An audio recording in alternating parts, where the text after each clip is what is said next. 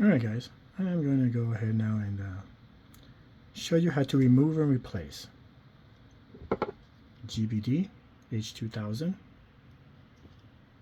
It's very simple. All you have to do is, I already took one off, so I'm going to show you how to put it on. Line up the holes.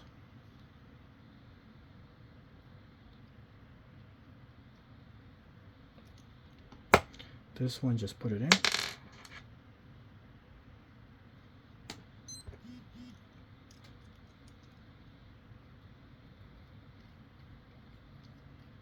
Has a little bit of resistance on the way in.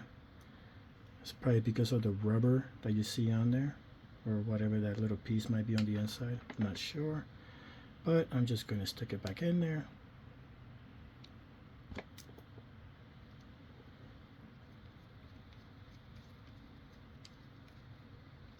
Give it just a little bit of a tightening. You don't want to monkey grip it.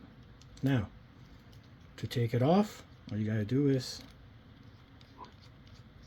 take off the screws and the other side.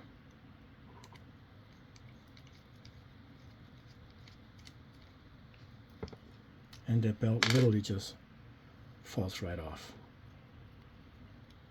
Goes in, line up the screws. That's it.